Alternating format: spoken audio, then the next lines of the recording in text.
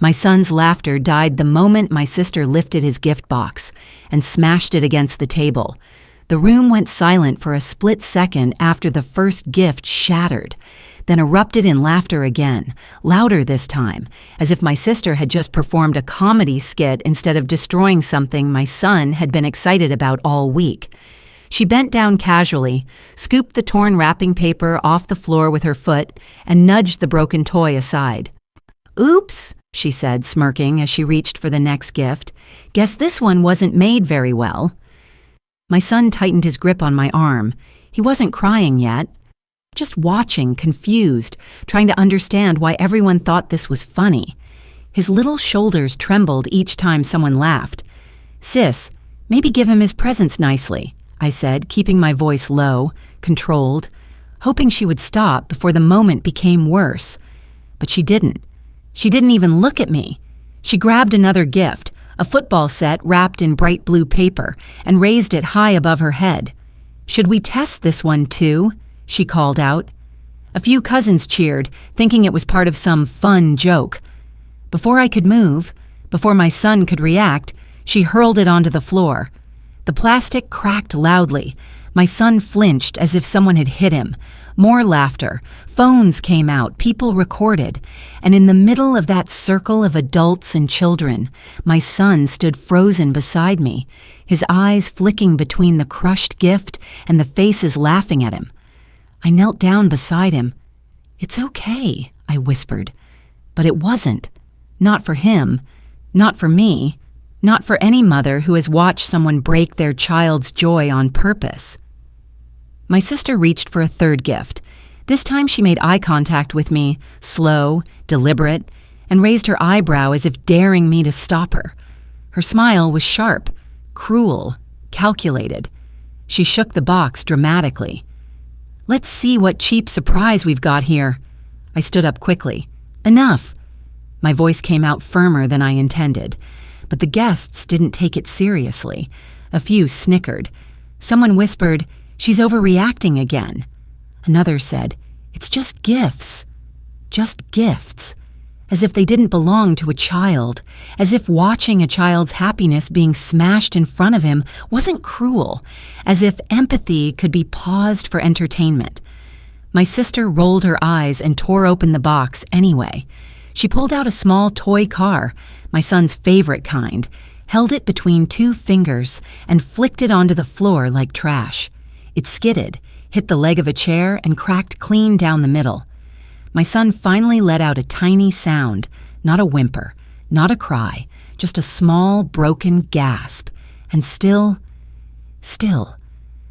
The room laughed. I felt something burning in my chest, spreading fast, rising into my throat. Not anger, not yet, something deeper, something sharper. The realization that no one here was on my son's side, and that my sister wasn't done. My sister didn't pause, not for my son's little gasp, not for my warning, not even for the tension thickening the room. If anything, she seemed energized by it. She stepped over the broken pieces and reached for the next gift, a bright red box with a silver ribbon, my son's favorite color combination. The moment her fingers touched it, my son let out a trembling, "No," barely audible, barely formed, but full of fear. She grinned at him. "Oh, sweetheart, I'm just checking if it's safe for you. You know, quality control." People laughed again. How could they still be laughing? Before I could reach her, she tore open the box, pulled out a dinosaur figurine. My son loved dinosaurs, and without hesitation snapped its tail clean off. My son stumbled backward, his hands flying to his mouth, his eyes filling instantly. And still, the room echoed with amusement. "Come on, it's not that serious," my cousin shouted. "It's a joke," someone else added. "A very expensive one," another chimed in, laughing again. My stomach twisted. My sister tossed the broken dinosaur aside like trash, then grabbed two gifts at once, one under each arm, and strutted toward the center of the room like she was performing on a stage. She dropped both boxes onto the floor. The sound made my son jump. Then she stomped on the first one, hard. The cardboard collapsed with a crunch, the toy inside shattering under her heel. She stomped again, harder this time, then moved to the second box. My son finally broke. A cry tore out of him, raw and desperate, and he raced forward to push her leg away from the last unbroken box. But he was too small, too gentle, too heartbroken to stop her.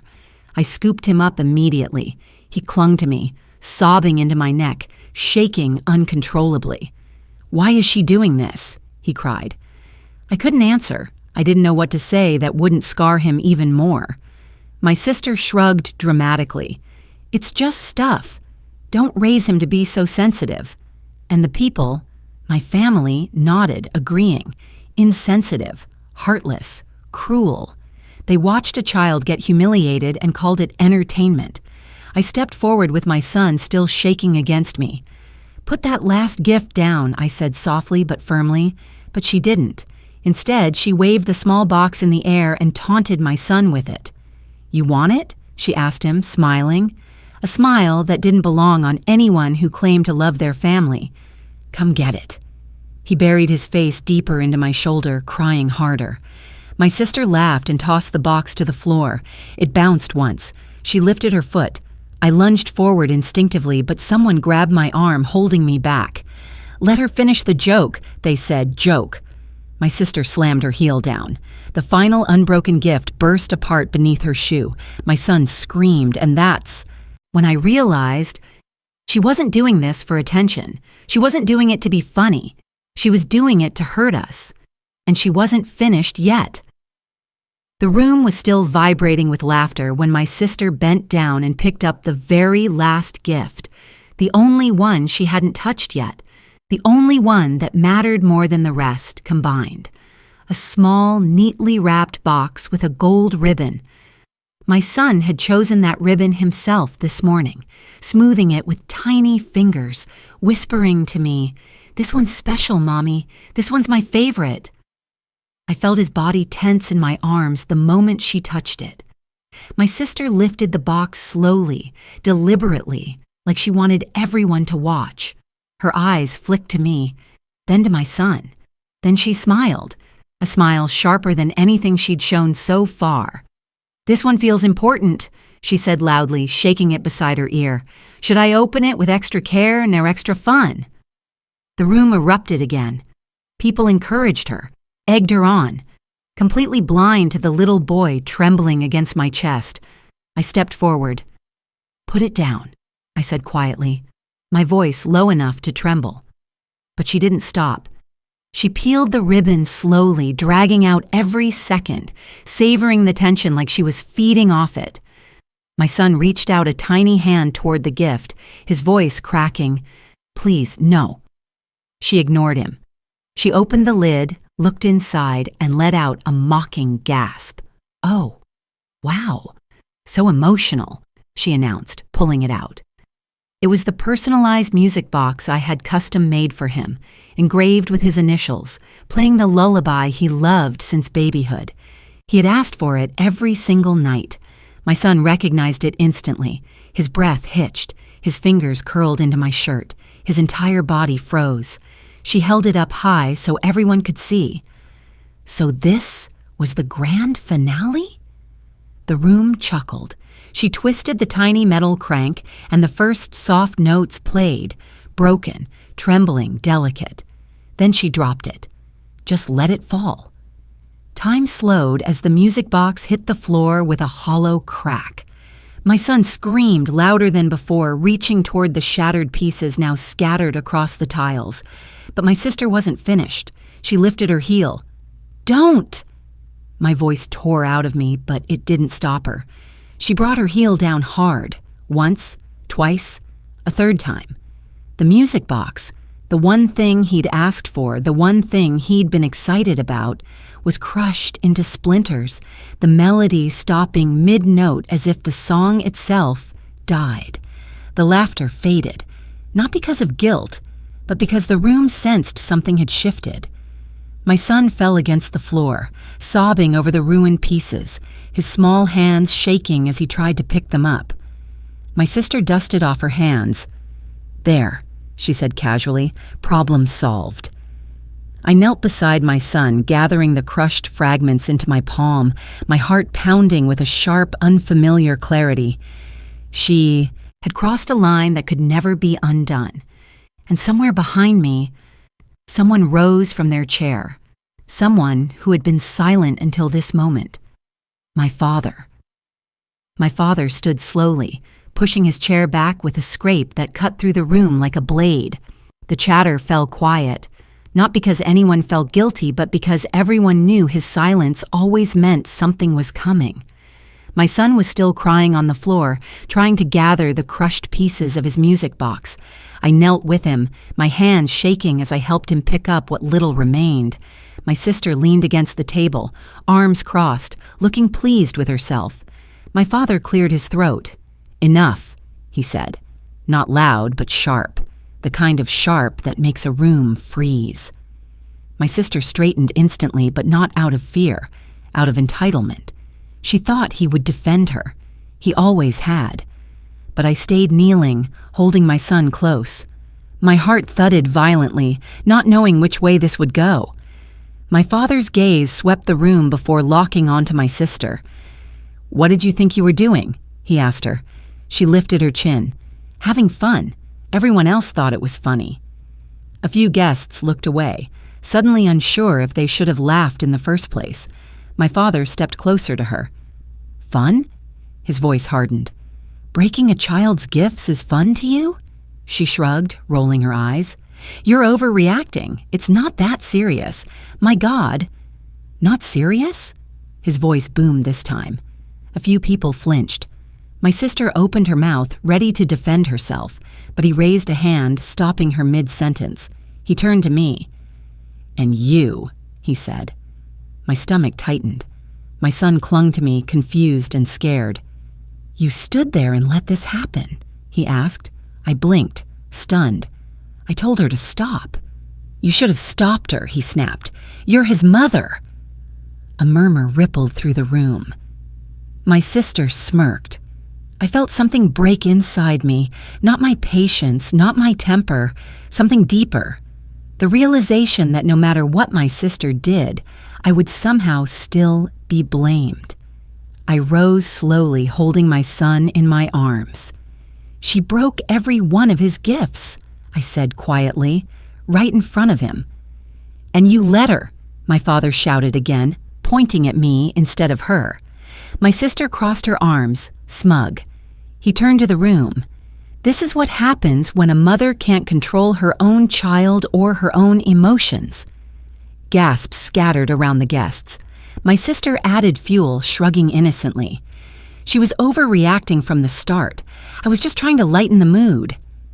My father nodded as if she'd just spoken truth. I stared at him, speechless. My son whispered, "Mommy, let's go." That whisper snapped something in me. I stepped forward. "She destroyed his day, and you're blaming me?" My father slammed his hand on the table. "Because at least she was honest about what she wanted to do. He jabbed a finger toward me. "You pretend to be the victim." The room went silent.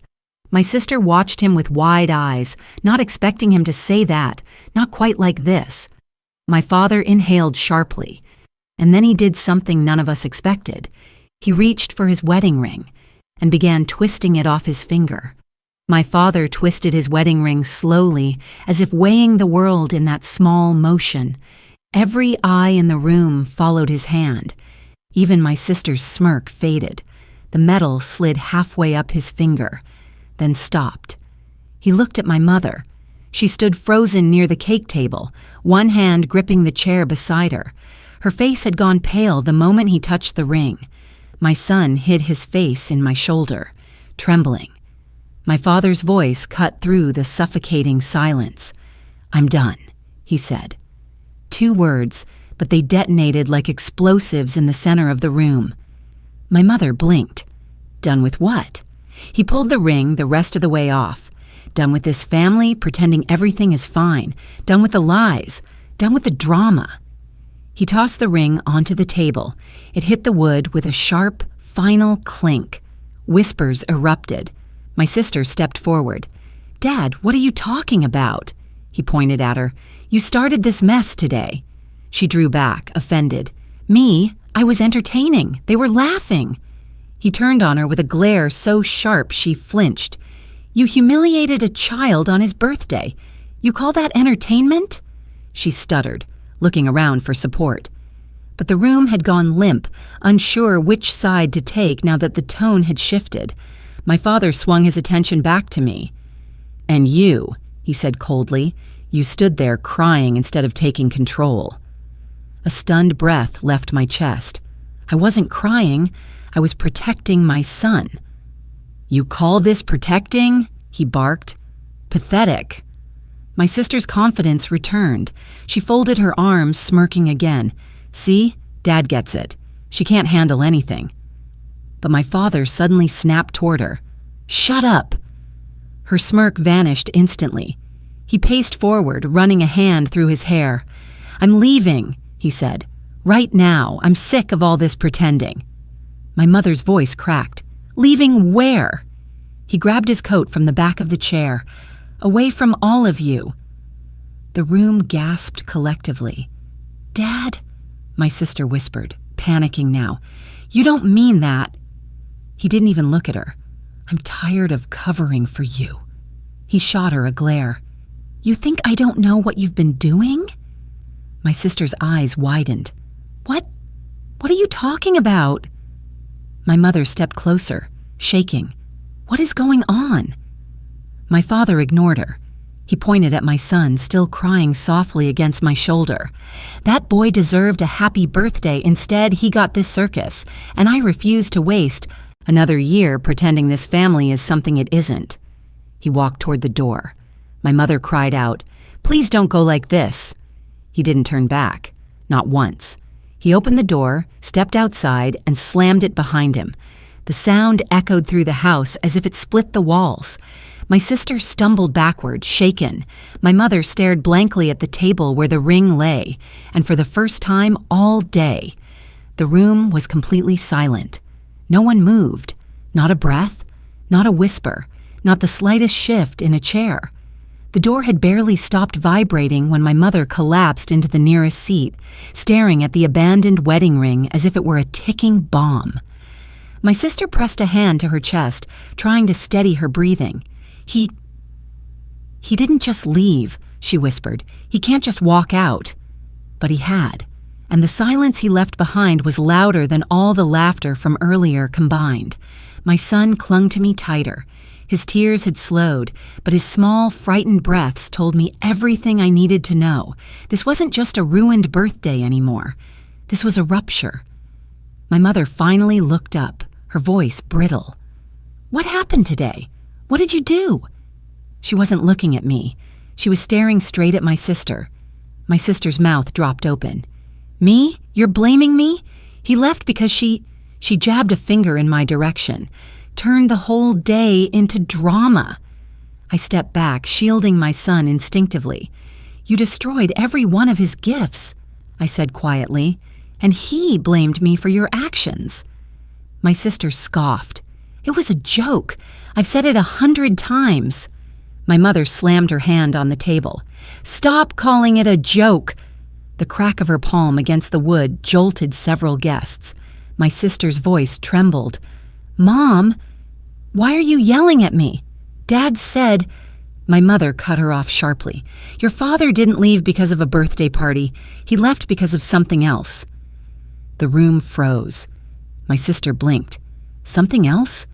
What do you mean, something else?" My mother stood slowly, her hands trembling as she steadied herself against the back of a chair. She took a deep breath, eyes fixed on my sister with a look I had never seen before. Pain, suspicion, rage. "What did you do?" my mother asked quietly. My sister's confidence wavered, the panic creeping in. "Nothing. I didn't do anything. Why are you looking at me like that?" My mother stepped closer. "He said he was tired of covering for you. What has he been covering?" Every guest stared at my sister now, their eyes no longer amused, no longer entertained, curious, worried, waiting. My sister swallowed hard. I don't know. He was talking nonsense. He's stressed. Don't lie. My mother's voice cracked open, raw and trembling. He's never taken off his ring. Not once. Not in 32 years. Something pushed him to that point. My sister backed up until she hit the wall. I didn't do anything, she repeated, her voice shaking now. But her eyes said something else. Guilt, fear, recognition. My mother pointed at her again. Did you do something that would make him walk out without a second glance? My sister's lips parted. No words came out. I tightened my hold around my son. The room leaned in collectively, breath held, waiting. And in that suffocating silence, my sister finally whispered, almost inaudible, I didn't think he knew. The entire room erupted into shock. She had done something big, and now there was no turning back. I didn't think he knew. Those 6 words didn't just hang in the air. They stabbed through it. Everyone froze. Even my son stopped crying, sensing the sudden shift. My mother stepped forward slowly, her voice trembling. What? Didn't he know? My sister's eyes darted wildly around the room, searching for an escape, a witness, anyone who might rescue her from the truth pressing against her throat. Nobody moved. She pressed herself against the wall as if it might swallow her. I didn't mean it, she whispered. It wasn't supposed to come out like this. My mother's voice cracked. What didn't he know? My sister squeezed her eyes shut. You're all misunderstanding. No, I said softly. For once, say it plainly. My sister looked at me then, really looked, and something in her expression collapsed. She opened her mouth, closed it, opened it again, and then everything shattered at once. Dad found out, she blurted, her voice high and shaking, that I took money from the house account. A wave of gasps swept across the room. My mother staggered backward. You... What? My sister started talking too fast, words tumbling out in panic. It was just a little. I was going to put it back. I didn't think he'd notice. He never notices anything. How much? My mother demanded. Silence. How much? Her voice thundered through the room. My sister's breath hitched. 5,000. My mother clutched her chest. 5,000? From the house fund? The emergency savings? My sister wiped her face with trembling hands. I was going to replace it. I swear. It was just for a weekend trip. I didn't think it mattered. My mother's eyes filled with tears, not soft tears, but shaking, betrayed ones. That money was for our property tax, for repairs, for bills. Do you realize what you've done? My sister sobbed, sliding down the wall. I thought Dad would cover it. He always covers things. I didn't think he'd tell you. My mother sank into a chair, her hands trembling violently. He covered for you. He always covered for you, and today you pushed him too far. The room vibrated with shock, judgment, disbelief. My sister looked at me suddenly, anger flashing through her panic. This is your fault. If your kid hadn't been crying, Dad wouldn't have snapped. You made him angry. I stepped forward, my voice steady. He didn't leave because of my son. He left because of you. She shook her head wildly. No, he was never supposed to find out. I deleted the alerts. I hid the letters. My mother's eyes widened. You hid the notices? My sister broke completely then, her body folding, sobs pouring out of her uncontrollably. Guests whispered. People stepped back. No one laughed now. My son buried his face in my shoulder, frightened by the chaos. My mother stood, her voice a low, trembling blade. You ruined your nephew's birthday, and you almost ruined our home. My sister cried harder, shaking so violently she could barely breathe. And then my mother said the words that sliced the room in half. You didn't just break gifts today. You broke this family. The entire house fell silent. and for the first time, my sister had no defense left. The room felt colder after my mother's words. Not a single person moved. Even the guests who had laughed earlier now stood stiff and uncomfortable, as if realizing too late the role they played in feeding the cruelty. My sister stayed on the floor, shaking violently, mascara streaking down her cheeks. "I didn't mean to break anything," she cried. "Not the gifts, not the money, not the family." But her tears didn't soften anything. Not anymore. My mother held the back of a chair for support, her voice trembling with exhaustion. "Your father has been carrying the weight of your mistakes for years. This time he couldn't." My sister covered her face. "I didn't think he'd leave." "He didn't leave because he found out," my mother said softly. "He left because you didn't care." The silence that followed felt heavy enough to crush the furniture. My sister suddenly turned to me, desperate. "You knew, didn't you? You told him something. You said something to make him mad." I stared at her. "I didn't say a word. You broke my son's gifts. You broke his heart. That was enough." She crawled forward on her knees, her voice cracking. "I was jealous, okay? There, are you happy? I was jealous. Everyone keeps praising you. Your perfect house, your perfect kid, your perfect life." "My life isn't perfect," I said, steady but cold, "but I don't destroy other people's happiness to feel better." She slammed her hands on the floor. "You don't get it. Every time Mom compares us, every time Dad defends you—" My mother cut her off sharply. "I defended both of you. Your father did too. But one of you chose responsibility and the other—" She pointed at the pile of broken toys. "Chose this." My sister sobbed harder, but her tears no longer carried innocence, only guilt. A guest whispered to another, "She smashed the gifts because she was jealous?" Another replied, "And she stole from their parents." My sister heard them. She curled inward, covering her ears. "Stop! Stop talking about me!" But the whispers grew. My son tightened his hold around my neck, hiding from the tension but listening to every sound. I whispered to him, "It's okay, I'm here." My mother bent down beside my sister, not to comfort her but to confront her face to face. "You broke your nephew's birthday gifts because you were jealous of his mother?" she asked quietly. My sister nodded slowly through tears. "I'm sorry.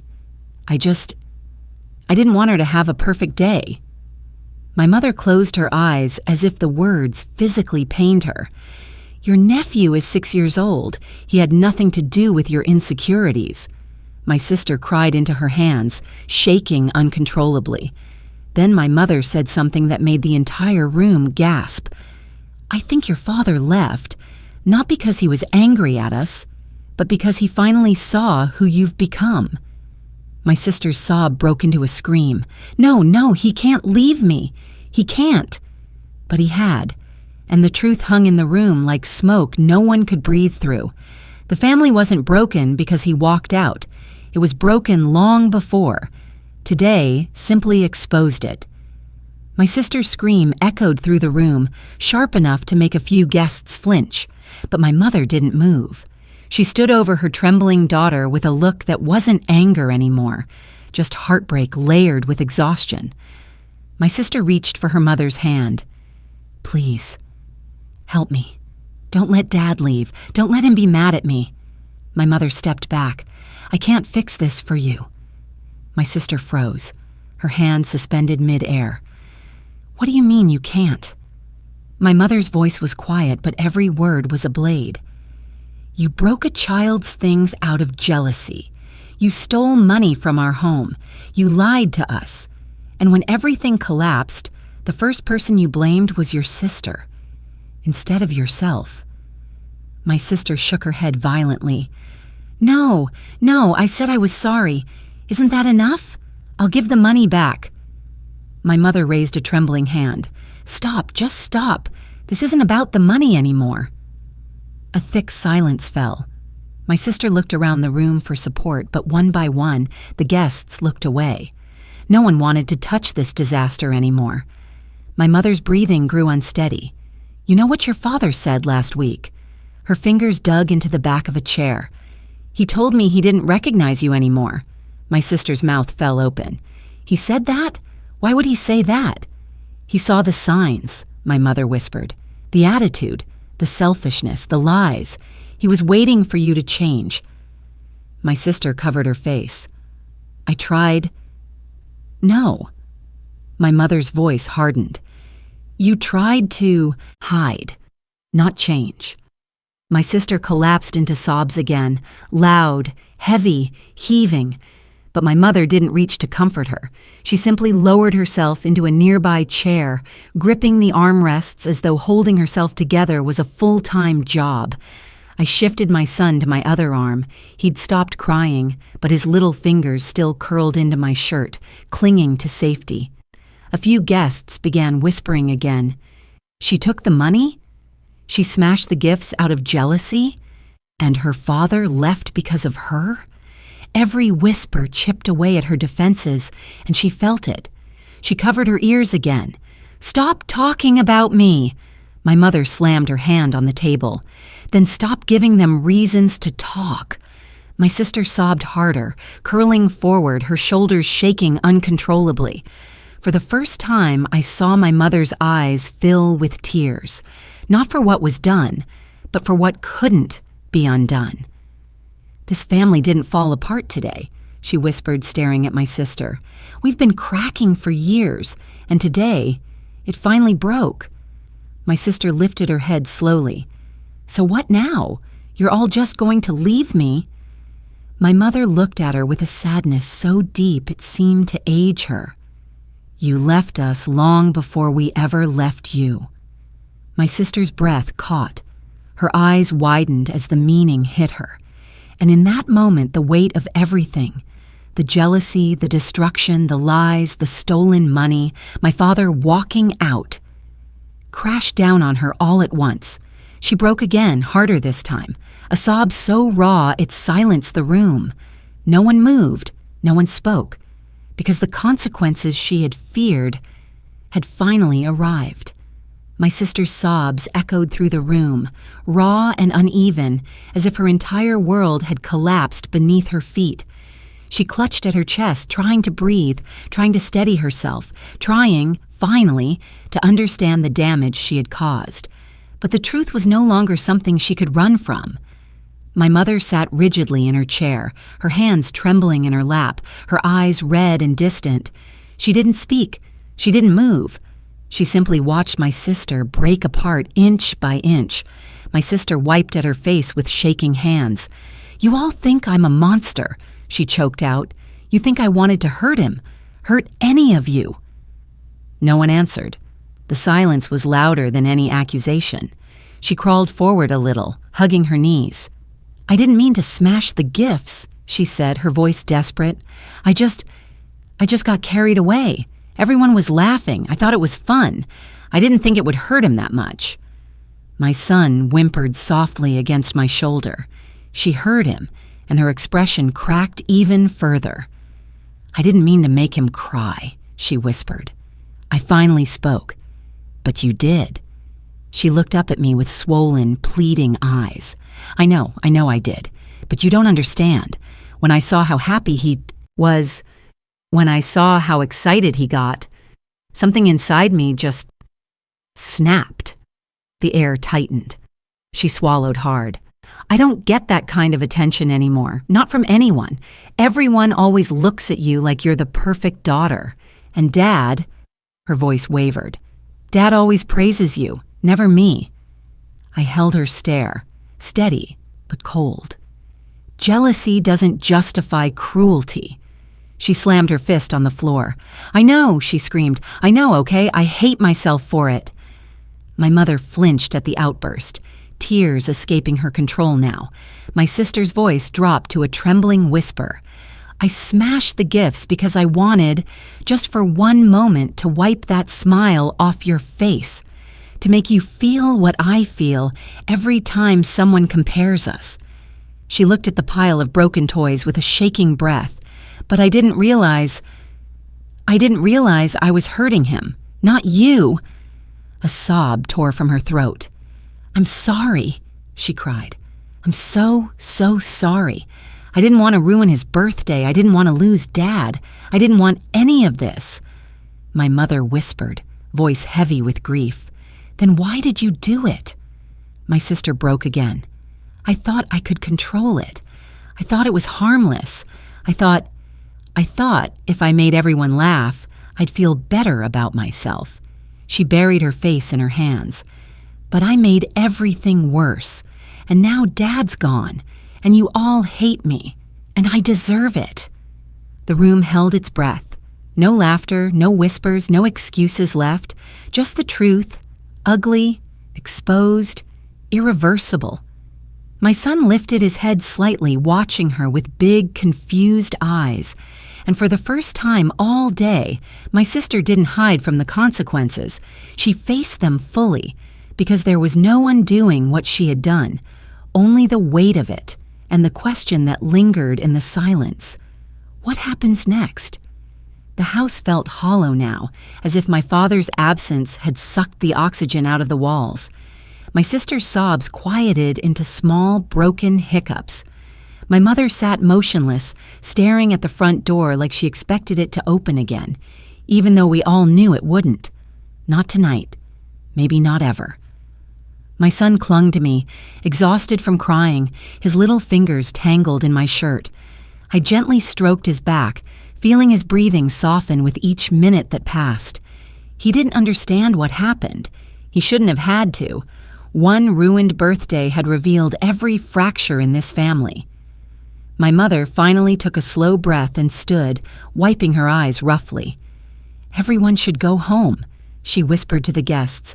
"The party is over." No one argued. People began collecting their coats, moving quietly, stepping around the broken toys like they were evidence at a crime scene. My sister didn't look up. She sat on the floor, arms wrapped around herself, shaking like she was freezing. One guest whispered as they passed by her, "She needs help." Another whispered back, "She needs consequences." My sister's face crumpled at their words and she covered her ears again. My mother approached me instead. Her voice was soft, fragile. "Take him upstairs," she said. "He shouldn't see any more of this." I nodded, lifting my son gently. He rested his head on my shoulder, drained. But before I stepped away, my sister whispered, "Please don't go." I paused. She crawled forward pathetically, her palms scraping the floor. "Don't leave me alone with her," she begged, pointing weakly at our mother. My mother stiffened. "Why not?" she asked. My sister swallowed hard. "Because you hate me now." My mother's expression cracked. "I don't hate you," she said. "I'm disappointed. I'm hurt. I'm tired, but I don't hate you." My sister let out a choked breath. "Dad hates me." My mother's eyes filled again. "He doesn't hate you. He just can't do this anymore. Something inside him broke today." My sister shook her head. "If he doesn't come back—" "He will come back," my mother cut in sharply, as if refusing to believe anything else. "He just needs time." But her voice trembled. She didn't believe it. Not fully. I shifted my son in my arms. "I'm taking him upstairs," I said again. My sister reached out, grabbing the hem of my shirt. "I'm sorry," she whispered. "Please believe me. I didn't want any of this." I looked down at her.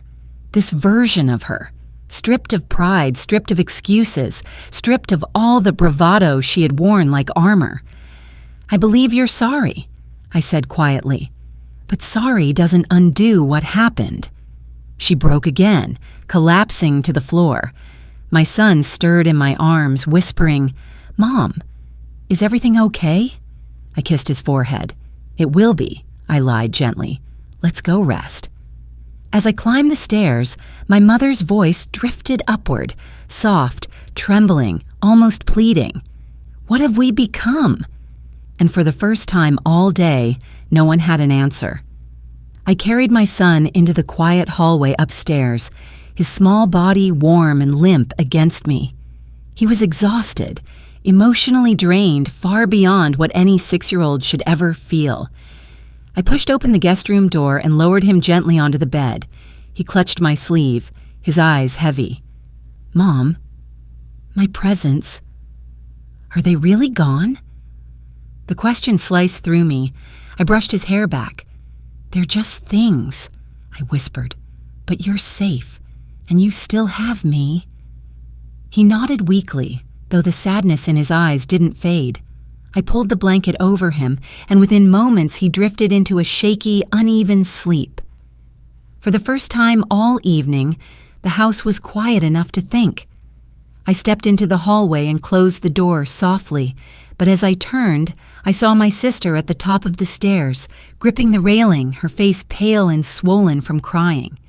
She looked smaller than she ever had, not physically, emotionally, like someone who finally realized the damage of her own actions. She approached cautiously, stopping a few feet away. "Is he okay?" she whispered, terrified of the answer. "He's asleep," I said, "but he's hurt." Her breath hitched. "I never wanted to hurt him," she said. "I was angry at you. Not him. I don't know why I took it out on a child." I didn't respond. There was no explanation that could justify it. She wiped her face with her sleeve. "What now?" she whispered. "Mom won't look at me. Dad left, and you hate me." I sighed. "I don't hate you," I said, "but I don't trust you. And after today, it'll take a long time to change that." She sank onto the floor, leaning her head against the wall. "I don't know how to fix anything," she admitted. "Every time I try to be better, I mess up worse." "Because you try to hurt others to feel better," I replied.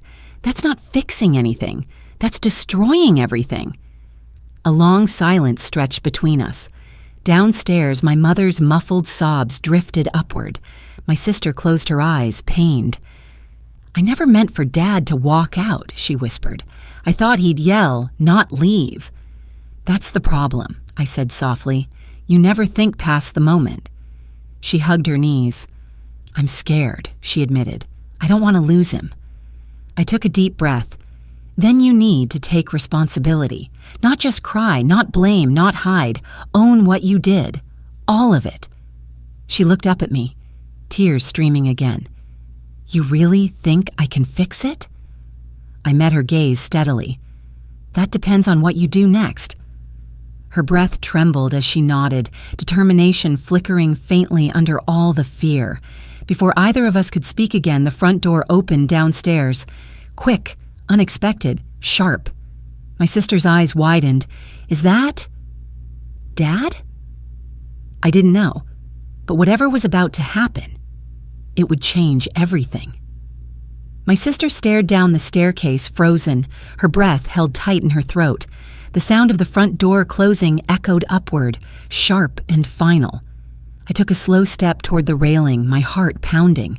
Whoever had come in moved quietly, too quietly for my father's usual heavy, frustrated footsteps. Then we heard it, a soft, controlled voice. "Is anyone still awake?" Not my father. My mother gasped from downstairs. Oh my God, what are you doing here?" My sister's fingers dug into my arm. That's Uncle David." My pulse skipped. Uncle David, my father's younger brother. The one he trusted with everything. The one he only called when things were serious. Very serious. My sister looked terrified. "He knows. He must know. Dad must have told him." Before I could respond, Uncle David stepped into view at the bottom of the stairs. He looked exhausted. Coat, half-zipped, hair disheveled, the kind of face someone wears after hearing news that twists their stomach. "Come down," he said softly. "Both of you." My sister shook her head violently. I can't." "You can," he replied, "because running from this won't save you." Her lip trembled as she forced herself to move. I followed her down the stairs, my steps steady but tense. When we reached the bottom, Uncle David looked at my sister with a mix of sorrow and disbelief. "Your father called me," he said. "He told me everything." My sister's knees buckled and she clung to the banister to stay upright. "I'm sorry," she whispered before he could say anything else. "I didn't mean for any of this to happen." Uncle David sighed heavily. Intentions don't erase consequences. My mother stepped closer. Where is he now? Uncle David hesitated. He's staying at my place tonight. He needed space. He was shaking when he showed up. I've never seen him like that. My mother covered her mouth, tears spilling again. My sister collapsed onto the bottom step, burying her face in her hands. Please, I need to talk to him. He won't abandon me. He won't. Uncle David knelt in front of her. He didn't leave because of the money. He didn't leave because of today's mess alone. He left because he said he couldn't watch you hurt people you claim to love anymore. My sister's sob cracked the air open. No, he doesn't mean that. He can't. Uncle David continued gently but firmly. He needs time. He needs to think. And he needs you to take responsibility for once. She trembled uncontrollably. Then Uncle David turned to me. And you, he said, need to decide what comes next. You're the only one who stayed calm today, the only one who protected that little boy. I swallowed hard. For what it's worth, he added quietly, your father is more ashamed of himself than of anyone else. My mother looked up sharply. Why? Uncle David stood slowly. Because, he said, voice breaking, he thinks he failed all of you. My sister looked up through tears. He's not coming back, is he? Uncle David didn't answer, which was an answer on its own, and in the heavy silence that followed, my sister realized the truth. The damage wasn't just done, it had become irreversible. The house felt different now, quieter, heavier, as if every wall had absorbed the chaos and was holding its breath. Uncle David stood in the center of the living room, my mother trembling beside him. My sister collapsed at the foot of the stairs, and me standing still with the weight of my son's broken birthday pressing against my chest. For a long moment, none of us spoke. Then my mother whispered, barely audible, "What do we do now?" Uncle David looked around slowly. "You stop pretending," he said. "This family has been breaking for a long time. Tonight didn't destroy it. It revealed it." My mother wiped her tears, but her hands shook. "And your brother, will he come back?" Uncle David hesitated, choosing his words carefully. "He needs time, but he's not running away. He's stepping back, because he doesn't know how to fix things anymore." My sister let out a shattered breath. "Tell him I'm sorry," she whispered. "Tell him I'll change. I will, I promise." Uncle David looked at her, really looked, and I saw a mix of pity and resignation in his eyes. "Don't promise change," he said. "Do it." She lowered her head, tears dripping onto her lap. I exhaled, long and slow, feeling the exhaustion of the entire day crush my shoulders. My gaze drifted across the room, the broken toys, the scattered wrapping paper, the crushed remains of the music box, my son's joy, destroyed piece by piece. And that's when something in me settled. I stepped forward. "We can't stay like this," I said quietly. "Not for him." I glanced toward the stairs where my son slept, safely away from this mess. He deserves better than what he saw today. My mother nodded weakly. "You're right." Uncle David folded his arms. "So what are you going to do?" I looked at my sister, broken, frightened, unsure of her place now. "I'm taking my son home," I said, "and for now, we need distance." My sister's eyes widened. "You're cutting me off?" "I'm protecting my child," I replied softly but firmly. "If you want to be part of his life again, you'll have to earn that trust back." Her face crumpled, but she didn't argue. Maybe for the first time in her life, she understood. My mother reached for my hand. "I'll support whatever you decide," she whispered. I squeezed her hand gently. "I hope Dad comes back," I said. "But even if he doesn't, we have to stop hurting each other the way we have." Uncle David gave a quiet nod. "He'll call when he's ready." Slowly I walked toward the stairs, each step feeling lighter than the last. At the halfway point, I stopped and looked back one more time. My mother crying softly, My sister curled into herself. Uncle David steady but somber. A broken family, yes, but maybe, finally, ready to heal. I whispered, mostly to myself, "This ends today." Then I went upstairs to my son, the only person whose innocence deserved protection above everything else. The night was silent as I closed the door behind me, and for the first time all day, I felt something close to peace,